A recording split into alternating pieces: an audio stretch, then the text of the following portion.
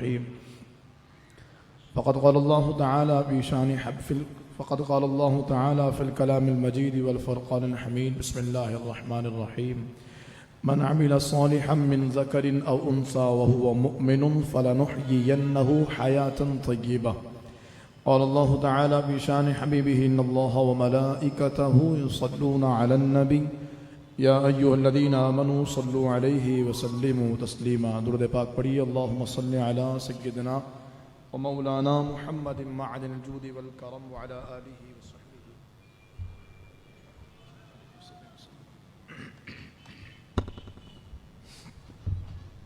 مولاي صل وسلم دائما أبدا على حبيبك خير الخلق كلهم. يا رب بالمصطفى بلغ مقاصدنا واغفر لنا ما مضى يا واسع الكرم. يا أكرم الخلق ما لي من ألوذ به سواك عند حلول الحادث العمم. فإن من جودك الدنيا وضرتها ومن علومك علم اللوح والقلم. ثم الرضا عن أبي بكر وعن عمر وعن علي وعن عثمان ذي الكرم. رب صل وسلم دائما سرمدا على حبيبك خير الخلق كلهم. لي خمسة نطفي بها حر الوباء الحاطمة المصطفى والمرتضى وابناهما والفاطمة. کیا بات رضا اس چمنستان کرم کی، کیا بات رضا اس چمنستان کرم کی. زہرا ہیں کلی جس میں حسین و حسن پھول، مزرعہ چشت و بخارا و عراق و اجمیر. کون سی کشت ہے جہاں برسا نہیں جھالا تیرا. نبوی می علوی فصل بطولی گلشن، حسنی پھول اور حسینی ہے مہکنا تیرا. میری قسمت کی قسم کھائیں سگانے بغداد، ہند میں بھی ہوں تو دیتا رہوں پہرا تیرا. اللہ رب العالمین جل وعلا کی حمد و ثنا اور نبی کریم صاحب تکریم باعث تخلیق ارض و سما حضور سرور انبیاء جناب احمد مجتبی محمد مصطفیٰ صلی اللہ علیہ وآلہ وسلم کے دربار گوہربار میں ہدیہ درود و سلام عرض کرنے کے بعد تمام تعریفیں اللہ جل وحدہ لا شریک کے لیے ہیں، جس نے ہمیں ایک بار پھر آج کی عظیم و بابرکت رات میں رمضان شریف کے اس مقدس لمحات میں اپنے گھر میں ذکر خدا و مصطفیٰ صلی اللہ علیہ وآلہ وسلم کرنے کا موقع عطا فرمایا. اللہ تعالیٰ نے یہ جو ماحول دیا ہے اور یہ جو نیکیوں کی توفیق دی ہے، یہ بھی اللہ کا بہت بڑا فضل ہے. اس لیے کہ اللہ تعالیٰ نے جہاں انسان کو معاشرتی طور پر ایک دوسرے کے قریب رکھا ہے، انسان طبعاً ایک دوسرے کے ساتھ رہنا پسند کرتا ہے، انسیت کو پسند کرتا ہے، اس کے اندر لگاؤ ہے. تنہائی سے، اکیلے پن سے، خلوتوں سے انسان وحشت کھاتا ہے. وہ جو لوگ کہتے ہیں کہ بھائی بس میں نے تنہائی کو اپنا سہارا بنا لیا، ان کا سہارا بھی تنہائی نہیں ہوتی. اگر آپ اللہ والوں کو دیکھیے تو تنہائی میں ان کا سہارا بھی ذکر خدا ہوتا ہے. تنہائی میں ان کا سہارا خود خدا ہوتا ہے کہ جس میں وہ اللہ کی عبادت، اللہ سے محو گفتگو، اللہ کے کلام کی تلاوت کرتے ہیں. اور اسی طرح سے اگر آپ دنیا دار لوگوں کو دیکھیے، جی میں لوگوں سے کٹ گیا ہوں، میں اکیلے رہتا ہوں، اب میں کسی سے ملتا جلتا نہیں، مجھے تنہائی اچھی لگتی ہے. اس تنہائی سے مراد وہ تنہائی جس میں اس کے ساتھ موبائل ہے. اس تنہائی سے اس تنہائی میں بھی وہ اپنے ساتھ، اگر وہ دنیا دار آدمی ہے اور کسی کا غم لگا ہوا ہے، کوئی گانے سن رہا ہے، کوئی کچھ کر رہا ہے، تو اکیلے انسان جیسے مرنے کے بعد قبر میں بندے نے رہنا ہے، تو ایسے کوئی بندہ دنیا میں نہیں رہتا کہ کوئی کسی نے اپنے آپ کو کسی اس طرح سے کمرے میں بند کر لیا ہو اور وہاں کسی طرح کی کوئی سہولیات بھی نہ ہو، ملنا جلنا بھی نہ ہو، کوئی معاملات بھی نہ ہو، اور پھر وہ بندہ کہے کہ جی میں خلوت نشین ہو گیا ہوں. جو خلوت نشین اور گوشہ نشین ہے وہ بھی اللہ تعالیٰ کی عبادت کے لیے استعمال کیا جاتا ہے کہ یہ اللہ کی عبادت کے لیے خلوت نشین ہو گئے. جو معتکف ہے اس کے بارے میں کہا جاتا ہے معتکف گوشہ نشین ہو جاتا ہے، یعنی ایک کونے میں بیٹھ جاتا ہے لیکن اس میں بھی اللہ تعالیٰ کی بارگاہ سے لو لگاتا ہے. تو انسان انسیت کو پسند کرتا ہے، لوگوں کے ہجوم کو، لوگوں کے درمیان میں رہنے کو پسند کرتا ہے. تنہائی سے اسے وحشت ہوتی، خوف آتا ہے. اسی طریقے سے انسان جس ماحول کے اندر رہتا ہے، اس ماحول کا بڑا گہرا اثر ہوتا ہے. اگر وہ ماحول نیکوں کا ہے، اچھوں کا ہے، با اخلاق لوگوں کا ہے، با کردار لوگوں کا ہے، تو اس کے اندر بھی اس کے اخلاق میں، اس کے کردار میں ستھراؤ اور ٹھہراؤ اور نکھار آتا ہے. اس کی مثال یوں دیکھ لیجئے کہ ہم نے دیکھا ہے کہ جب کوئی بندہ بہت زیادہ ماوے گٹکے اور پتنی بری چیزوں کا عادی ہوتا ہے، تو اگر وہ اچھے لوگوں کی صحبت میں بیٹھے، علماء اور نفیس طبیعت کے لوگوں کی صحبت میں بیٹھے، تو ان چیزوں سے اجتناب کرتا ہے اور وہ ان کی صحبت کا اثر لے رہا ہوتا ہے. کہا گیا صحبت صالح ترا صالح کند، صحبت تالے ترا تالے کنر، اچھوں کی صحبت اچھا بنا دیتی ہے اور بروں کی صحبت برا بنا دیتی ہے۔ کہتے ہیں اگر کچھ عرصے بہت سارے لوگ وہ ہوں جو سگریٹ پینے والے ہوں، ان کے درمیان میں بیٹھے تو آپ کا دل بھی سگریٹ پینے کو کرے گا۔ اگر بہت سارے لوگ وہ ہوں کہ جو گٹکا کھانے کے، پان کھانے کے عادی ہیں اور آپ نہیں کھاتے ہو، کبھی تصور بھی نہ گیا ہو، لیکن ان کی صحبت میں آپ بیٹھتے ہو تو آپ کا دل بھی کبھی نہ کبھی چاہے گا ضرور کہ یار میں بھی ایسا کروں اور یہ کر کے دیکھوں۔ تو یہ صحبت کا، ماحول کا اثر ہوتا ہے جو انسان لیتا ہے، اور وہ اس کی زندگی پر، اس کی شخصیت پر اور خود انسان کے اوپر بہت زیادہ گہرا اثر چھوڑتی ہے۔ اچھی صحبت بھی اثر چھوڑتی ہے، بری صحبت بھی اثر چھوڑتی ہے، اچھا ماحول بھی اثر چھوڑتا ہے، برا ماحول بھی اثر چھوڑتا ہے۔ آپ دیکھیے کہتے ہیں کہ جو بندہ بہرا ہوتا ہے نا وہ گونگا بھی ہوتا ہے۔ کہتے ہیں کیوں؟ کہا کہ انسان لوگوں سے سن سن کر کے بولنا سیکھتا ہے، تو اگر اس کے کان میں آواز نہیں آئے گی تو بولنا نہیں سیکھے گا۔ جو بہرا ہوگا وہ آٹومیٹکلی وہ گونگا بھی ہوگا، اس لیے کہ اس نے اس ماحول کا اثر ہی نہیں لیا، اس لیے وہ ایسا ہو گیا۔ اسی طرح سے جہاں پر ماحول کا اثر ہے، صحبت کا اثر ہے، ارد گرد کے لوگوں کا اثر ہوتا ہے، پڑوسیوں، ہمسایوں اور دوستوں کا اثر ہوتا ہے، وہیں پر نیکیوں اور گناہوں کا بھی اثر ہوتا ہے۔ نیکیاں بھی اپنا اثر رکھتی ہیں اور گناہ بھی اپنا اثر رکھتا ہے۔ نیکیوں کے اثر سے بندے کا باطن منور ہوتا ہے، بندے کا قلب ستھرا ہوتا ہے اور بندہ اللہ تعالیٰ کے قریب ہوتا ہے۔ یہ شاید میں یوں کہوں کہ یہ غیر حسی چیز ہوتی ہے۔ کچھ چیزیں ہوتی ہیں جو حسی ہوتی ہیں، جن کو ہم محسوس کر سکتے ہیں کہ کسی نے اپنے بچے کو کسی اسکول میں ایڈمیشن کرایا تو چند دنوں کے بعد وہ دیکھتا ہے کہ اس کا بچہ جو ہے وہ ماں سے بدتمیزی کرنے لگ گیا اور یا گالیاں دینے لگ گیا ہے یا برے کام کرنے لگ گیا ہے، تو پتہ لگا کہ وہ اس کے اوپر صحبت اثر کر رہی ہے۔ تو یہ تو حسی چیز ہے۔ مدرسے میں داخل کرایا، کسی اچھی جگہ داخل کرایا، اسکول میں بھی اگر اچھا ماحول ہو وہاں داخل کرایا اور وہاں پر دیکھا کہ بچہ آنے کے بعد اب سلام کرتا ہے، ہاتھ چومتا ہے، نماز کے لیے جیسی اذان ہوتی ہے کہتا ہے مجھے مسجد جانا ہے، تو پھر آپ کو محسوس ہونے لگ جاتا ہے یار اس پر صحبت اور ماحول کا اثر آ رہا ہے، استاد جو ہے وہ اس کی اچھی تربیت کر رہا ہے۔ اچھا، جہاں یہ چیزیں اثر رکھتی ہیں یہ محسوس طریقے سے ہوتے ہیں، یہ حسی چیزیں ہیں، یہ حسی اثر ہیں۔ ایک غیر حسی اثر بھی ہوتا ہے اور وہ یہ ہے کہ غیر محسوس طریقے سے بندہ تبدیل ہونا شروع ہو جاتا ہے۔ یہ نیکیوں کے ساتھ اور گناہوں کے ساتھ ایسا ہی ہوتا ہے۔ اگر بندہ ظاہری طور پر نیکیوں کی صحبت میں رہ کر یا نیکیاں کرنے کے بجائے کر اس کے انداز سے ظاہر نہیں بھی ہو رہا کہ نیکیاں اس پر اثر کر رہی ہیں، لیکن اس کا باطن ستھرا ہوتا چلا جاتا ہے۔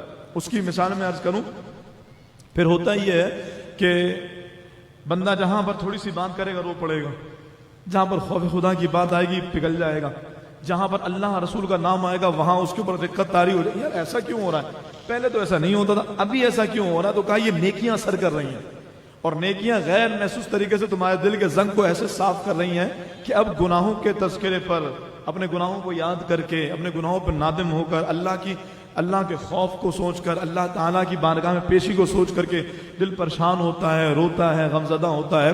تو یہ نیکیوں کا مثبت اثر ہوتا ہے جو نیکیاں چھوڑتی ہیں، نیکیاں بندے کے اوپر اثر رکھتی ہیں۔ اسی طریقے سے گناہوں کا بھی منفی اثر ہوتا ہے کہ گناہ اگرچہ ظاہری طور پر نہ بھی ہوں، یعنی گناہ کے کرنے والے کا اثر ظاہری طور پر نظر نہ بھی آئے، یار میں گناہ کر رہا ہوں، میں تو ویسے ٹھیک ٹھاک ہوں، فٹ فاٹ ہوں، اخلاق بھی میرے اچھے ہیں اور لوگوں سے ملنا جلنا، معاملات بھی میرے اچھے ہیں، لیکن گناہ نہیں چھوٹ رہے، تو کہا جاتا ہے کہ یہ غیر محسوس طریقے سے اس کے باطن کو گناہ متاثر کر رہا ہے۔ کیسے کہ اب اگرچہ وہ بندہ ظاہری طور پر تو بہت ٹھیک ٹھاک ہے، لیکن باطنی طور پر اس کا دل میلا ہو رہا ہے۔ اگر وہ نماز پڑھ رہا تو دل نہیں لگ رہا، یہ گناہوں کا اثر ہے۔ قرآن کہتا ہے ان الصلاۃ تنہی عن الفحشاء والمنکر، نماز بے حیائی اور برے کاموں سے روکتی ہے۔ یہ کیسے روکتی ہے؟ تو یہی بات ہے نا کہ نیکیاں اثر رکھتی ہیں، نیکیوں کا اثر ہے۔ اگر نیکیوں کا اثر نہیں ہوتا تو نماز پڑھنا، یعنی آپ مخصوص ارکان کو ادا کر کے گناہ سے کیسے بچ رہے ہیں؟ نماز پڑھنے مسجد میں آ رہے گناہ سے اپنے گھر میں بچ رہے ہیں، نماز پڑھنے مسجد آ رہے گناہ سے اپنے تنہائیوں میں، اپنی خلوتوں میں بچ رہے ہیں۔ تو اس کا مطلب یہی ہے کہ نیکیاں اثر رکھتی ہیں اور گناہ بھی اثر رکھتے ہیں۔ اور اس کا اثر کیسے ظاہر ہوتا ہے کہ بندہ پھر نماز پڑھے بھی تو دل نہیں لگتا، نماز میں مزہ نہیں آتا، مسجد آنے کو جی نہیں کرتا۔ وہ کئی بار لوگ کہتے ہیں کہ یار یہ مجھے جو ہے نا وہ نماز پڑھنے میں مزہ، پہلے بڑا مزہ آتا تھا اب نہیں آتا۔ تو دیکھنا چاہیے کون سا ایسا گناہ ہے۔ بلکہ بزرگوں نے یہاں تک کہا، اور میرا اپنا بھی تجربہ شدہ یہ عمل ہے، کہ بسا اوقات لوگ کہتے ہیں یار فجر میں آنکھ نہیں کھلتی، اور وہ بندہ بیچارہ واقعتاً جس جذبے کے ساتھ کہہ رہا ہوتا ہے، محسوس ہوتا ہے کہ یہ بندہ واقعی نماز پڑھنا چاہتا ہے، یہ چاہتا ہے اس کی آنکھ کھلے اور اہتمام کر کے سوتا، پھر بھی آنکھ نہیں کھلتی. یہ کھلتی ہے تو کچھ اس طرح کا معاملہ ہو جاتا ہے کہ غنودگی آ گئی، کروٹ لی اور سو گئے، اٹھ نہیں پاتا. پھر جیسے اٹھے گا اوہ یار نماز چلی گئی، اس کو حقیقتاً افسوس ہوتا ہے. یعنی ہر بندہ اپنے بارے میں تو بخوبی جانتا ہے نا کہ اٹھ کے یار واقعی افسوس ہو رہا مجھے یار. کوئی نہیں جانتا کہ نماز چھوٹی، رب تو دیکھ رہا ہے، رب کو تو معلوم ہے یار 4 دن سے نماز نہیں پڑھ پا رہا ہوں میں، فجر میں آنکھ نہیں کھل پا رہی ہے، کیا بات ہے، ایسا کیا ہو رہا ہے. تو علماء فرماتے ہیں اس کی وجہ بھی گناہ ہوتے ہیں. وہ دن بھر میں روزمرہ کے معاملات میں کچھ ایسے گناہ یا کوئی ایسا عمل ہو گیا ہوگا جس کی وجہ اگر سجدوں کی توفیق چھین لی گئی ہے. کہا گیا نا قیامت کے دن لوگوں سے کہا جائے گا سجدہ کرنے کے لیے، تو جتنے دنیا میں نماز پڑھنے والے سارے سجدے میں گر جائیں گے، اور کفار، مشرکین، منافقین اور وہ جو مسلمان ہونے کے باوجود نماز نہیں پڑھتے تھے وہ بھی سجدے میں گریں گے، لیکن وہ گر نہیں پائیں گے. ان کی پیٹھوں کو تختہ بنا دیا جائے گا. وہ جھکنا چاہیں گے لیکن جھک نہیں پائیں گے. اس وجہ کر کے اللہ فرمائے گا کہ دنیا میں جب تمہیں حکم ملا تم نہیں جھکے، تو آج ہم نے تم سے یہ توفیق چھین لی ہے. جیسے قیامت کے دن یہ توفیق چھین لی جائے گی، وہ چیزیں نظر آ رہی ہوں گی، ایسے ہی دنیا میں بھی گناہ کرنے کی وجہ کر اور گناہ کی نحوست کے سبب توفیق چھین لی جاتی ہے. سجدوں کی توفیق چھین لی جاتی ہے جس کی وجہ سے بندہ نماز نہیں پڑھ پاتا. اور پھر اس کا میں جو شروع میں نے کہا کہ بزرگوں نے فرمایا اس کا طریقہ کار یہ ہے کہ پھر آپ 2 رکعت صلاۃ التوبہ پڑھیے اور اللہ تعالیٰ کی بارگاہ میں دعا کیجیے، مالک جس گناہ کی وجہ کر مجھ سے سجدوں کی توفیق چھین لی گئی ہے، جس گناہ کے سبب مجھ سے نماز کی لذت چھین لی گئی ہے، جس گناہ کے سبب میں نماز فجر میں اٹھ نہیں پا رہا ہوں، اللہ میرے اس گناہ کو معاف فرما دے، یا اللہ میری اس خطا کو معاف فرما دے. تو اس بات کو یوں کہہ لیجئے کہ مجرب عمل ہے، تجربہ شدہ ہے کہ اگلی ہی دن سے پھر بندہ باقاعدگی سے نمازی بن جاتا ہے، کیونکہ گناہ اپنا اثر چھوڑ چکے ہوتے ہیں. اور رب کریم ایسا ہے کہ رب کے محبوب چاہیں رب کی عطا سے تو اللہ تعالیٰ سارے دل دھو دے اور سارا میل دور کر دے. تو جو چاہے تو ابھی میل میرے دل کے دھلیں کہ خدا دل نہیں کرتا کبھی میلا تیرا. ایک میں کیا میرے عصیاں کی حقیقت کتنی، مجھ سے 100 لاکھ کو کافی ہے اشارہ تیرا. تو اللہ کے حبیب صلی اللہ علیہ وسلم اللہ کی عطا سے یہ فضل فرماتے ہیں، تو خود خدا کی شان کیا ہوگی، خود رب العالمین کا جو اپنے بندوں پہ فضل کرنے کا عالم. تو اس لیے اگر کبھی نمازوں میں دل نہ لگے، تلاوت قرآن کرنے کو جی نہ کرے اب، تو پھر اس وجہ کر ہم کوشش کریں اللہ کی بارگاہ میں صلاۃ التوبہ پڑھنے کی. اچھا پھر کہیں گے یار دل نہیں کرتا لیکن رمضان میں مسجد آ گئے، رمضان میں نیک بن گئے، تو اس کی ایک بہت بڑی وجہ آپ کا روزہ رکھنا ہے. روایتوں کا مفہوم ہے روزہ بندے کے باطن کو پاک کرتا ہے. اور میں نے ابتدائی روزے میں آپ کے سامنے پتہ جمعے میں یا شاید رات کی تقریر میں فجر کے بعد کہی تھی بات کہ اللہ تعالیٰ روزے دار کو ویری فرسٹ ڈے یہ برکتیں دیتا ہے کہ اس کا توکل اللہ کی ذات میں مضبوط ہو جاتا ہے، اور وہ اللہ کی ذات پہ اتنا کامل یقین رکھتا ہے کہ تنہائیوں میں کمرے کے اندر دروازہ بند کر کے سخت ترین پیاس کے اندر ٹھنڈے پانی کی بوتل نکال کر پانی کا گھونٹ منہ میں بھر کے بھی وہ حلق سے نیچے نہیں ہوتا. وہ کون سی ایسی شے ہے جو اس کو ابھی گناہ کرنے سے روک رہی ہے، جو بازار میں گناہ کرتے نہیں رکتا، جو لوگوں کے سامنے گناہ کرتے نہیں رکتا، نماز مسجد میں اور اس طرح بیٹھا رہتا ہے، نماز نہیں پڑھتا، جو اتنا زیادہ جری ہے، اس کو رمضان کے دنوں میں روزہ رکھنے کے معاملے میں کون سی ایسی ذات ہے، کیا ایسی بات ہے کہ جو اس کو گناہوں سے روک رہی ہے؟ تو کہا یہ اللہ کی ذات پہ اس کا توکل ہے جو اللہ رمضان کی برکت سے اس کو عطا فرما رہا ہے. تو یہ میری والی بات آ گئی کہ نیکیاں اپنا اثر رکھتی ہیں. اگر آپ نیکیاں بڑھائیں گے، آپ دیکھیں گے آپ کی عبادتوں میں، آپ کی خلوتوں میں، آپ کی تنہائیوں میں، آپ کے تلاوت قرآن میں، نمازوں میں ذوق آنا شروع ہو جائے گا. اور اگر آپ اپنے گناہ اللہ نہ کرے نہ چھوڑیں، یا کوئی شخص اپنے گناہوں کو نہ چھوڑے یا گناہ بڑھائے، تو آپ دیکھیں گے جو لذت آ رہی تھی وہ بھی ختم ہو گئی، جو ذوق آ رہا تھا وہ بھی چلا گیا، اور جو کیفیت ایک بن رہی تھی نماز وہ بھی نہیں رہی. وجہ اس کی گناہوں کا اثر ہی ہوتا ہے، اس لیے کہ ماحول اپنا اثر رکھتے ہیں. اور اللہ رب العالمین نے اس بارے میں واضح اعلان فرما دیا. اللہ فرماتا من عمل صالحا من ذکر او انثى وهو مؤمن. اللہ فرماتا ہے مرد اور عورت میں سے جو بھی نیک عمل کرے، مرد ہو یا عورت، فلنحیینہ حیاتا طیبہ، اللہ فرماتا ہے ہم اسے پاکیزہ زندگی عطا فرما دیتے. ایک تو زندگی پاکیزہ مرنے کے بعد ہوگی نا، جس کو اللہ تعالیٰ نے بیان فرمایا، اللہ کے حبیب نے بیان فرمایا، وہ جنت جس کے نیچے نہریں بہ رہی ہیں، شراب کی نہریں، دودھ کی نہریں اور شہد کی نہریں. اور وہ کیا چیز ہے میرے محبوب فرماتے ہیں، نہ آنکھ نے دیکھا، نہ کان نے سنا، نہ دل میں خیال آیا، ایسی حسین شے جنت ہے. ایک تو وہ ستھری زندگی ہے، فرمایا اللہ تعالیٰ دنیا میں بھی ستھری زندگی عطا فرما دیتا ہے کس کو؟ جو نیکیاں کرتا ہے۔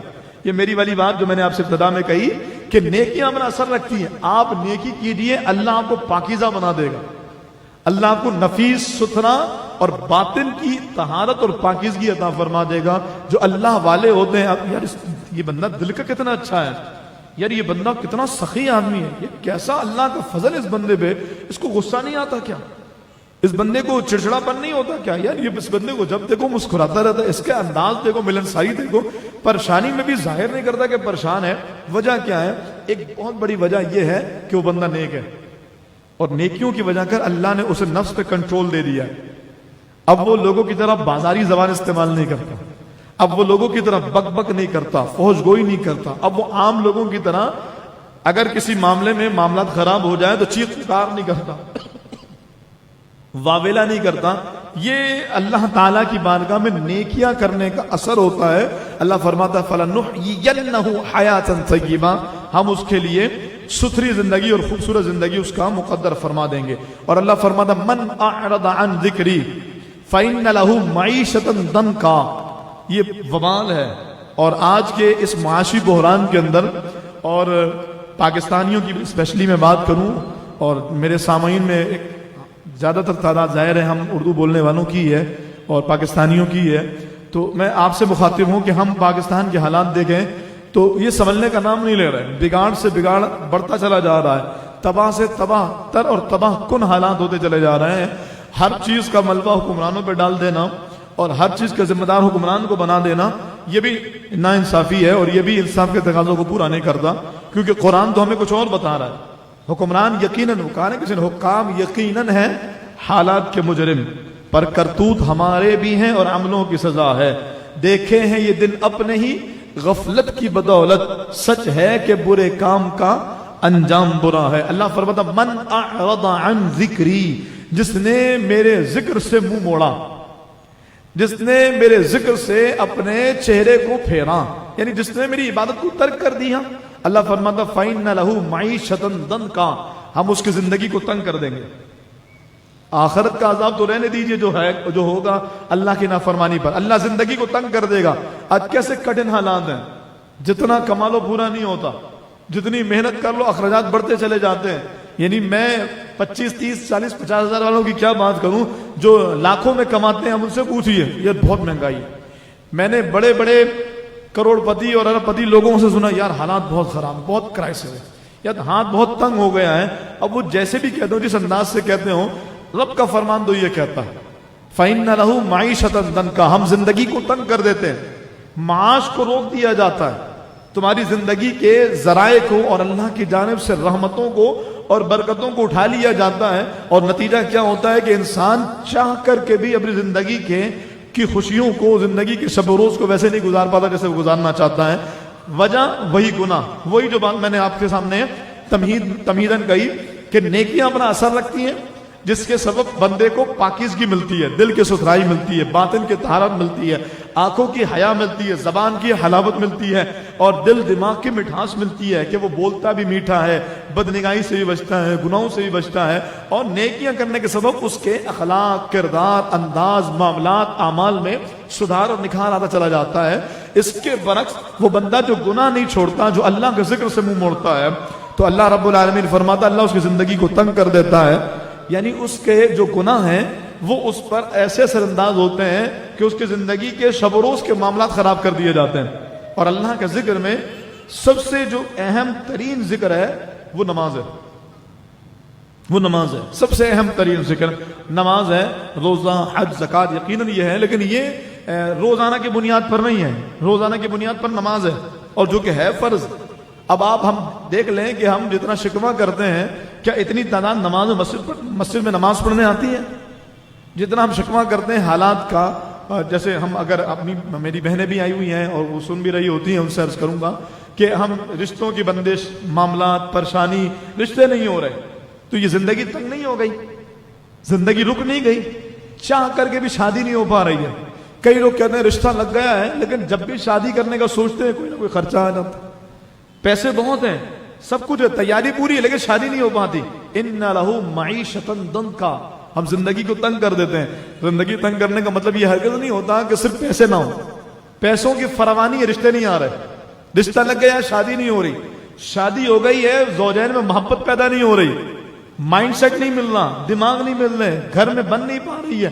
ساس بہو سے، بہو اپنے ساس سے، اپنے سسر سے، شوہر بیوی سے، بیوی شوہر سے، سسرال میکے سے آپس میں ایک دوسرے سے لگے پڑے ہیں. لڑائی جھگڑے، دنگا فساد مچا ہوا ہے. ان لہو معیشۃ ضنکا. اللہ فرماتا ہے زندگی کو تنگ کر دیتے ہیں. تو یہ دیکھا جائے کہ کہاں غلطی ہو رہی ہے. کہیں نماز نہیں، نماز تو پوری پڑھتی ہوں.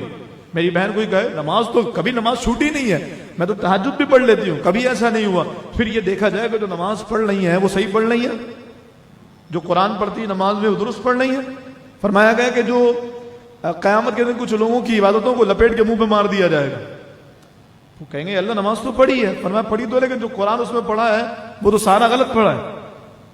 قرآن کو جیسا پڑھنے کا حق ہے ویسا نہیں پڑھا تو منہ پہ مار دیا گیا. طہارت کا خیال نہیں ہوا، پاکیزگی کا خیال نہیں ہوا، پاکی ناپاکی کے معاملات کیا یہ نہیں سیکھا، یہ نہیں پڑھا. یہ مردوں کے حوالے سے بھی ہے، خواتین کے حوالے سے بھی. ہر ایک اپنا جائزہ لے کہ کیا ایسا ہے کہ میں نیکیاں بھی کر رہا ہوں پھر بھی زندگی تنگ ہوتی چلی جا رہی ہے. تو مطلب یہ ہے کہیں نہ کہیں کچھ نہ کچھ فالٹ ضرور ہے. یعنی یہ بلب جل رہا ہے، اچانک سے ایک بلب جلنا، ایک بلب جو ہے نا وہ بند ہو جائے، آف ہو جائے، یہ بڑی بڑی لائٹوں میں سے ایک لائٹ بند ہو جائے تو پھر کیا کہیں گے یار کرنٹ ہی نہیں آ رہا.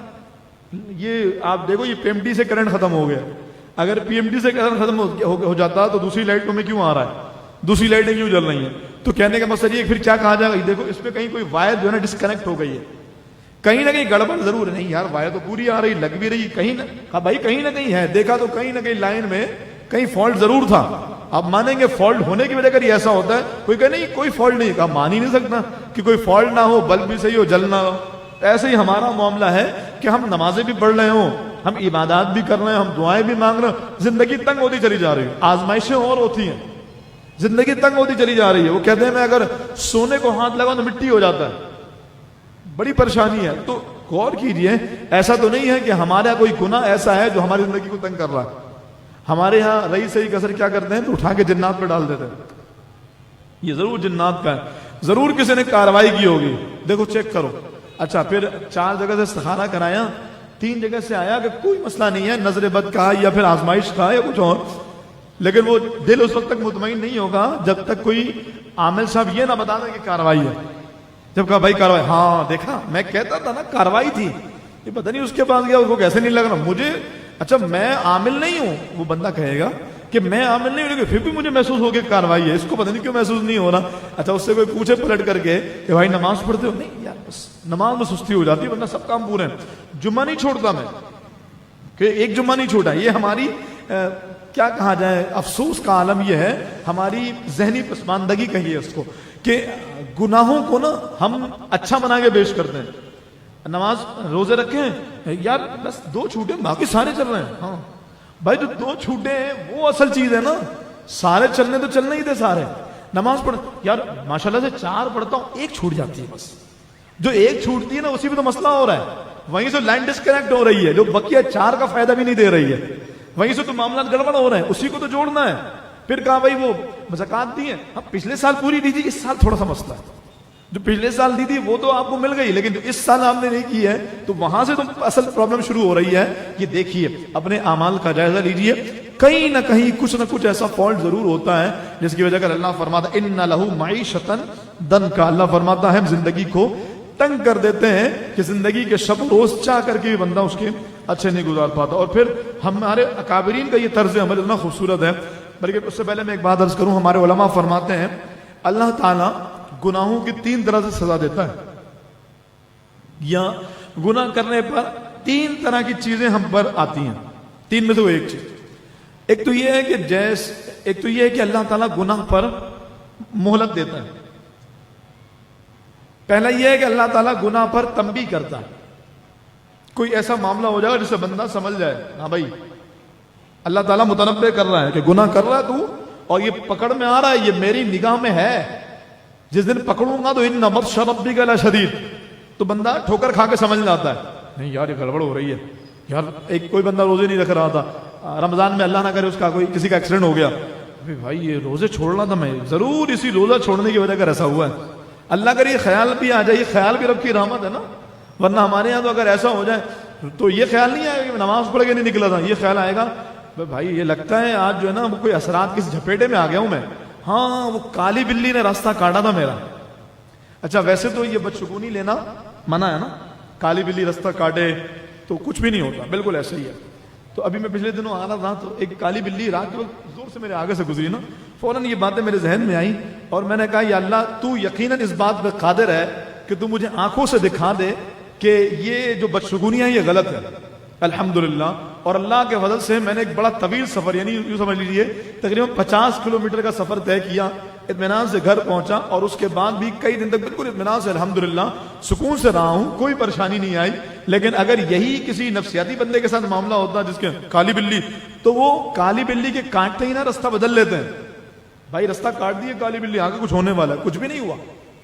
یہ نہیں سوچ رہے کہ نماز پڑھ کے نہیں آیا تو مسئلہ ہے، اللہ کو ناراض کر کے آیا تو مسئلہ ہے۔ جیسے کہا نا کوئی بندہ اگر 5 ٹائم، بلکہ ایک حدیث پاک ہے میں آپ سے عرض کروں مفہوم حدیث پاک کا، ایک بندہ شیطان اس کے ساتھ صبح سے لگا رہا، اس کو فجر کی نماز کا وقت ہوا نماز پڑھنے نہیں دی، پھر ساتھ ساتھ رہا، ظہر کا وقت ہوا اس کو ظہر نہیں پڑھنے دی، ساتھ رہا، عصر کا وقت ہوا عصر نہیں پڑھنے دی، ساتھ رہا، مغرب کا وقت ہوا مغرب بھی نہیں پڑھنے دی، ساتھ رہا، عشاء کا وقت ہوا عشاء بھی نہیں پڑھنے دی۔ لیکن جب عشاء کا وقت ختم ہونے لگا نا تو شیطان چلتا من، کہا کہاں جا رہے ہو بھائی، تمہاری وجہ سے تو میں نے نماز چھوڑ دی۔ کہا ہاں تو نے میری وجہ کا تو چھوڑی، لیکن اب مجھے ڈر لگتا ہے کہ 5 نمازیں تو نے چھوڑی، میں نے تو ایک سجدہ چھوڑا تھا، میرے ایک سجدہ چھوڑنے پر اللہ رب العالمین نے اس انداز سے مجھے راندہ درگاہ فرمایا، اللہ فرماتا فخرج فإنک رجیم، تو دفع ہو جا، نکل جا، انک رجیم، تو مردود ہو گیا۔ ایک سجدہ چھوڑنے پر میں راندہ درگاہ ہو گیا، تو 5 نمازیں چھوڑ چکا ہے، ڈر لگ رہا ہے کہیں اللہ کا عذاب تجھ پر آئے میں بھی لپیٹ میں آ جاؤں۔ تو یہ حقیقت ہے، ہم تو ایک نماز چھوڑ کر کے ایک نماز کے ہم تو پورے دن نمازیں نہ پڑھ کے یہ سمجھتے ہیں کہ یار کچھ نہیں، یہ کسی اور وجہ کر ہے، کسی اور مسئلے کی وجہ کر، کوئی اور پریشانی، او ہو یار یہ اچانک نا بائک کا ٹائر جو ہے نا وہ بسٹ ہو گیا، اچانک گاڑی پنکچر ہو گئی، اس لیے اچانک یہ چیز ہو گئی، اس لیے حادثہ ہو گیا۔ یہ نہیں ہو سکتا کہ اگر ہم اللہ کو راضی کر کے نکلتے جو اچانک ہونے والی چیزیں وہ نہیں ہوتی۔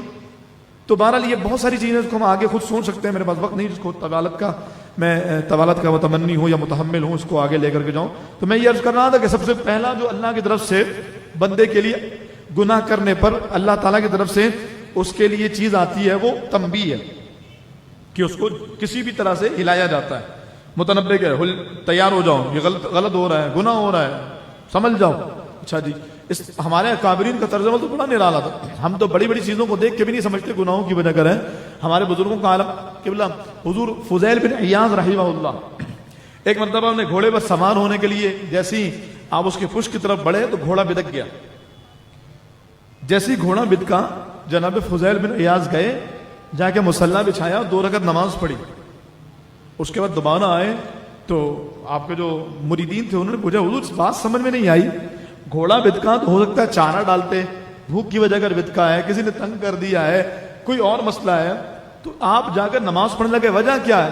تو آپ نے فرمایا تم نے یہ نہیں سنا من اعرض عن ذکری فإن له معیشۃ ضنکا، کہ جو اللہ کے ذکر سے منہ موڑے ہم اس کی زندگی کو تنگ کر دیتے ہیں۔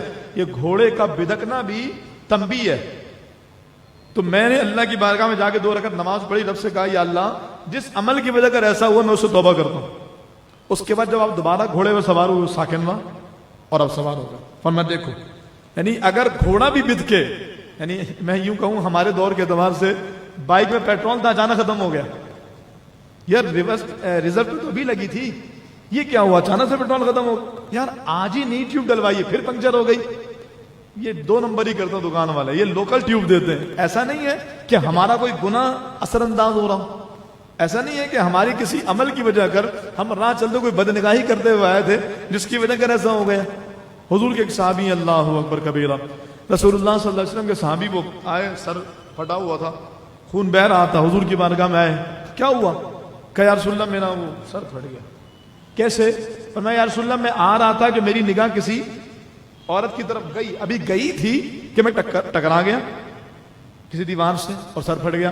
سرکار نے فرمایا اللہ کا شکر ادا کر دنیا میں تنبیہ ہو گئی، مطلب یہ کہ آخرت میں نہیں ملے گی، آخرت میں سزا نہیں، یہیں پر معاملہ پورا ہو گیا۔ تو یہ تنبیہ بھی ہوتی ہے اور یہ بدلہ بھی ہوتا ہے، یہ اچھی چیز ہے۔ اگر گناہ کرنے پر یہ ہو جائے نا تو یہ اچھا ہے، لیکن جو دوسری بات ہے وہ اللہ تعالیٰ کی جانب سے مہلت دینا ہے، اور مہلت دیے جانے پر بہت کم ہی لوگ ایسے ہیں جو متنبع ہو جاتے ہیں، جو راہ راست پر آ جاتے ہیں۔ آپ دیکھ لیجئے 450 سال خدائی کا دعویٰ کیا فرعون نے، اللہ نے کیا کیا؟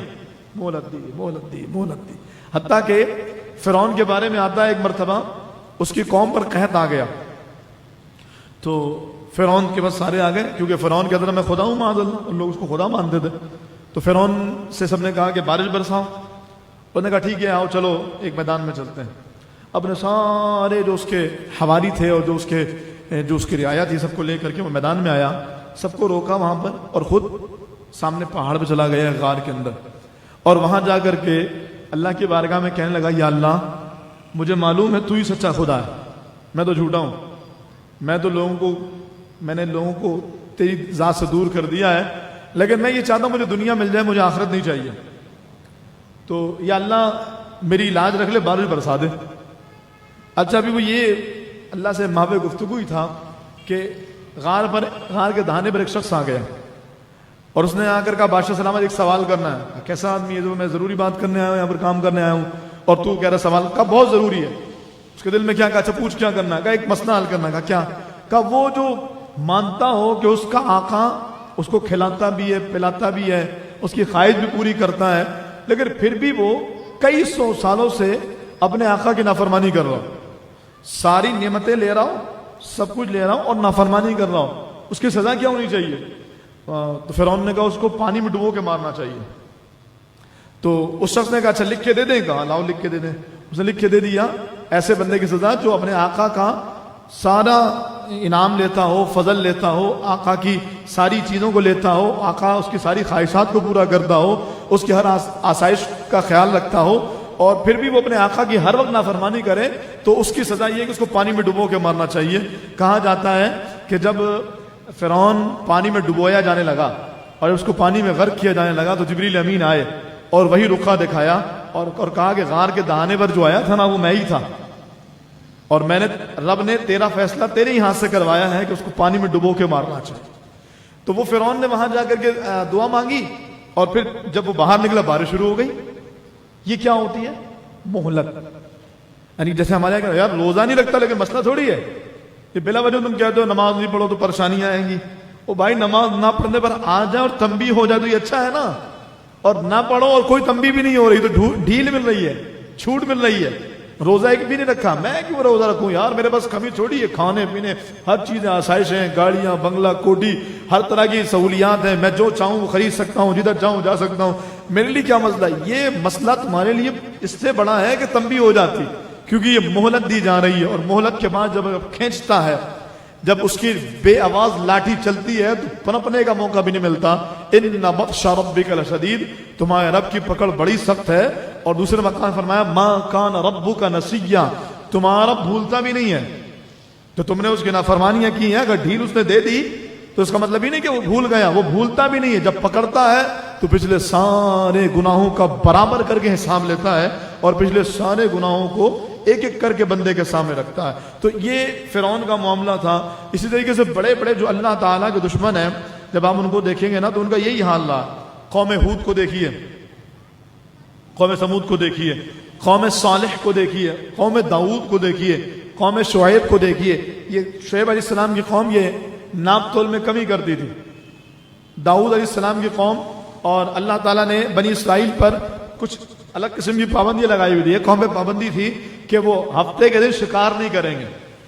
اچھا یہ ہمارے یہاں آج بھی ہمارے ماہی گیروں میں نا یہ چیز مشہور ہے کہ وہ ہفتے کے دن شکار نہیں کرتے، کہ بھائی منع ہے ہفتے کے دن شکار کرنا، نماز پڑھنے بولو تو نہیں پڑھتے، لیکن ہفتے کے دن شکار سے رک جاتے ہیں کہ منع ہے، حالانکہ ہفتے کے دن شکار کرنا پچھلی امت میں منع تھا، ہمارے لیے تھوڑی منع ہے۔ مچھلی پکڑنا ہفتے کے دن کوئی منع نہیں، یہ پچھلی امت میں منع تھا۔ اور میرے محبوب علیہ السلام جو دین لے کر آئے اور جو قرآن لے کر آئے اور جو احکام لے کر آئے، اس نے سارے احکام جو پچھلے تھے سب کو منسوخ کر دیا۔ اب نیا دین ہے، نیا احکام ہے، کہنا آئی نئی حکومت، سکہ نیا چلے گا، عالم نے رنگ بدلا صبح شب ولادت۔ تو حضور علیہ السلام نے وہ پچھلے سارے احکام منسوخ کیے، اور نیا دین، نیا احکام، نئی کتاب، نیا فرمان اللہ کا بندوں کے لیے رسول اللہ صلی اللہ علیہ وسلم لے کر آئے. تو یہ جو بات ہے نا کہ جمعے کے دن شکار نہیں کرنا چاہیے فضول، ہفتے کے دن شکار نہیں کرنا چاہیے، فضول باتیں ہیں. ہاں نماز ہر روز پڑھنی چاہیے، نہیں پڑھیں گے تو پھر مسئلہ ہوگا. جو جیسے قوم صالح علیہ السلام سے ان کی قوم نے کہا کہ ہم یہ چاہتے ہیں آپ کوئی معجزہ دکھائیے تاکہ ہم آپ کو مانیں. کہا اچھا تم پتھروں سے تراش کر کے تم شکلیں بناتے ہو، تم ماڈلز بناتے ہو، تو میں اسی پہاڑ میں سے کیا بناؤں؟ انہوں نے کہا کہ اگر آپ زندہ کوئی جانور نکال دیں. تو صالح علیہ السلام نے پہاڑ میں سے زندہ اونٹنی نکالی جو حاملہ تھی، پھر اس نے بچہ بھی جنا، اور پھر اس وہ اونٹنی دودھ دیا کرتی تھی. اتنا دودھ دیتی تھی کہ قوم صالح علیہ السلام کی قوم صالح جو تھی وہ پوری کی پوری قوم سیراب ہو جاتی تھی. روزانہ وہ قوم اتنا دودھ دیتی تھی کہ پوری قوم، روزانہ وہ اونٹنی اتنا دودھ دیتی تھی کہ پوری قوم اس دودھ سے سیراب ہو جاتی تھی. لیکن تاکید یہ تھی کہ تم ہفتے میں 6 دن پانی استعمال کرو گے، 7واں دن یعنی جو ہفتے کا دن ہوگا نا، یہ دن اونٹنی کے لیے ہوگا، یہ پانی پیے گی. تو وہ اونٹنی آتی اور سارے کا سارا پانی ہفتے کے دن کا پی جاتی. کوئی مسئلہ نہیں تھا. اگر وہ ہم سے پوچھ رہے تھے قوم صالح تو پاکستانی کیسے رہتے ہیں آپ جانتے ہیں. بخاری مسجد جس انداز سے پانی کے ٹینکر کا انتظام کر رہی ہے، آپ کو تو اندازہ ہی نہیں ہوتا ہوگا، اتنی آسائشوں کے ساتھ بہترین انداز سے سارا نظام چل رہا ہے، جبکہ ہمیں اشد ضرورت ہوتی ہے پانی کے ٹینکرز کی. ابھی بھی پانی کے ٹینکرز کی جو ہماری پیمنٹ ہے وہ پینڈنگ میں. اگر آپ میں سے کوئی بھائی اس حوالے سے تعاون کرنا چاہیں کہ بھائی جتنے نمازی وضو بنا رہے ہیں تو سب کا حصہ میری طرف سے، کہ سب کے وضو کا ثواب، تہجد کا ثواب، عبادات کا ثواب، تلاوت کا ثواب سب میں لینا چاہتا ہوں، تو یہ ایک ٹینکر میری طرف سے. تو آپ بالکل رابطہ کیجئے، کوئی مشکل نہیں ہے. رمضان میں نیکیاں ویسے بھی بڑھا دی جاتی ہیں. تو ہمارے یہاں پانی کی کتنی کرائسس ہے. جو میں کہتا ہوں قوم صالح اگر ہمارے کراچی کے حالات دیکھ لیتی تو کہتی بھائی 6 دن تو مل رہا ہے نا، لیکن وہ ناشکری تھی. 6 دن پانی مل رہا ہے، ایک دن نہیں مل رہا تھا. وہ ایک دن اونٹنی پی جاتی تو سب مل کے جمع ہوئے. یہ کیا بات ہوئی؟ یہ اگر دودھ دے دی اس کا کیا مطلب ہے؟ سارا پانی یہ پی جائے گی؟ ایسا نہیں ہو سکتا. انہوں نے کہا چلو ایسا کرتے ہیں، اس اونٹنی کو قتل کر دیتے ہیں. پلان بنایا اور 12 آدمی تھے جنہوں نے اونٹنی کی کونچے یعنی اس کے ٹانگیں کاٹ ڈالی، اور پھر اللہ کا عذاب آ گیا اور اللہ تعالیٰ نے ان کو تباہ و برباد کر کے رکھ دیا. تو یہ یاد رکھیے کہ عذاب کی 2 کنڈیشن ہے. ایک تو یہ جس میں اللہ تعالیٰ تنبیہ فرماتا ہے یہ اچھی چیز ہے، کوئی چھوٹی موٹی چوٹ لگ گئی، کوئی چھوٹا موٹا مسئلہ ہو گیا، کوئی چھوٹی موٹی پریشانی آ گئی، یہ تنبیہ ہوتی ہے. اور یہ تنبیہ اس وقت کہلائے گی کہ جب یہ تنبیہ ہمیں اللہ کی طرف لے جائے، جب اس تنبیہ سے ہمیں خیال آ جائے کہ یہ واقعی اللہ تعالیٰ کی طرف سے ہمیں نیکیوں کی طرف، دین کی طرف، نمازوں کی طرف، اللہ کی طرف آنے کے لیے ابھارا جا رہا ہے، ہمیں برانگیختہ کیا جا رہا ہے. لیکن اگر اس ساری تنبیہ کے بعد بھی ہم نہیں آ رہے پھر تنبیہ تھوڑی ہے یہ. اور دوسرا اللہ تعالیٰ مہلت دیتا ہے، لیکن مہلت جتنی قوموں کو ملی ہے اللہ تعالیٰ نے ان قوموں کو مہلت ملنے کے بعد تباہ کر کے رکھ دی، اور وہ قومیں مہلت ملنے کے بعد کسی صورت میں بھی اللہ تعالیٰ کی رحمت کو حاصل نہیں کر سکی ہیں سوائے ایک قوم کے. ایک قوم جناب یونس علیہ السلام کی تھی. اس قوم کو اللہ نے مہلت دی تھی. اللہ کے نبی نے فرمایا کہ تم اطاعت کرو ورنہ عذاب آ جائے گا. نہیں مانے وہ.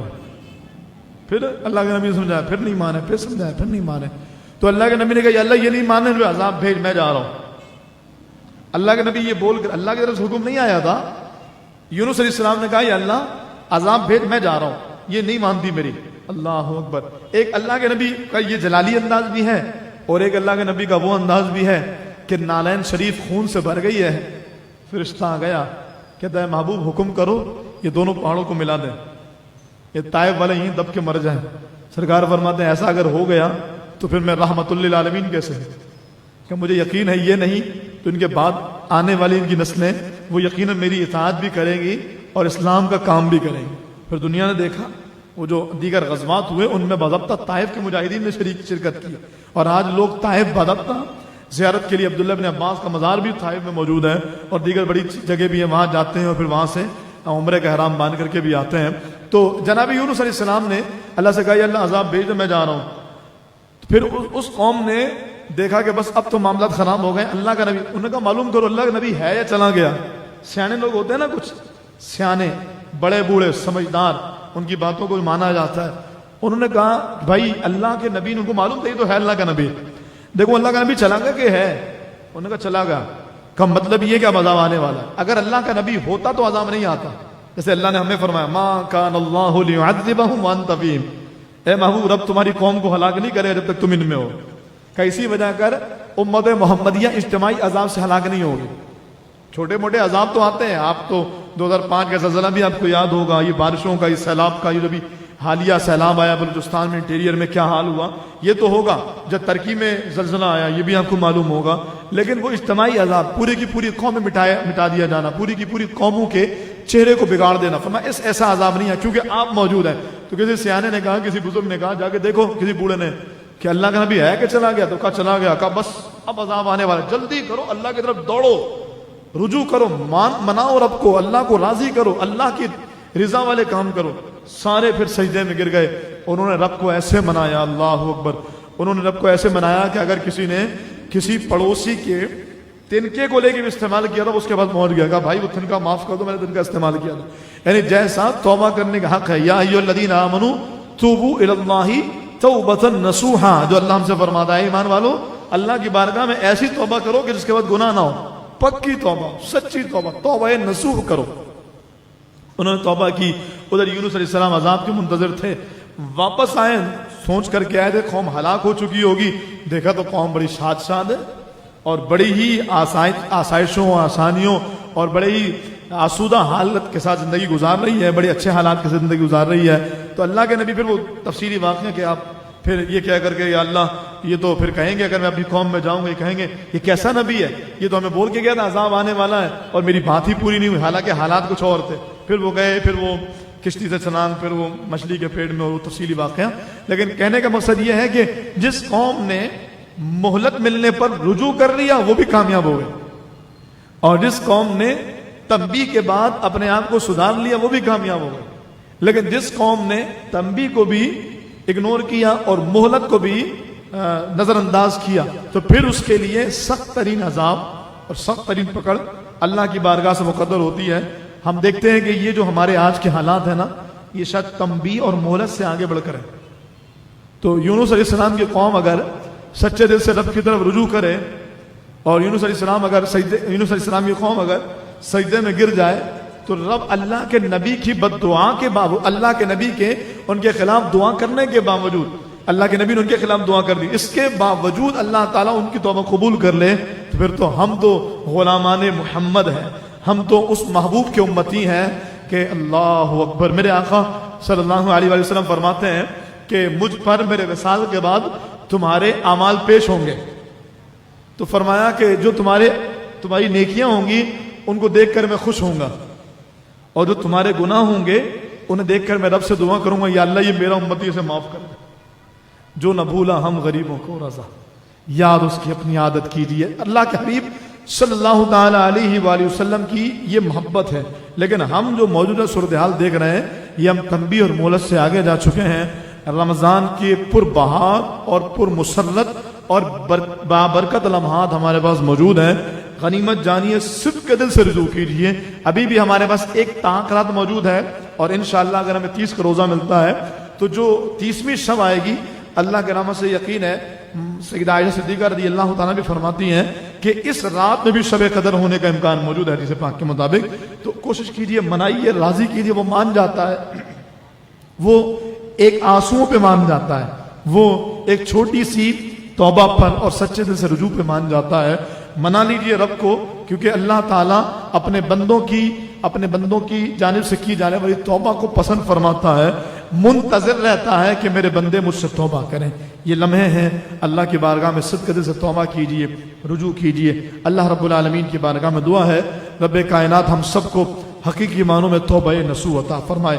اللہ رب العالمین ہم سب کو اپنے محبوب کریم رؤوف الرحیم علیہ افضل الصلاۃ والتسلیم کے صدقے اللہ تعالی ہمیں آنے والے عذاب سے اور موجودہ عذاب سے امان عطا فرمائے.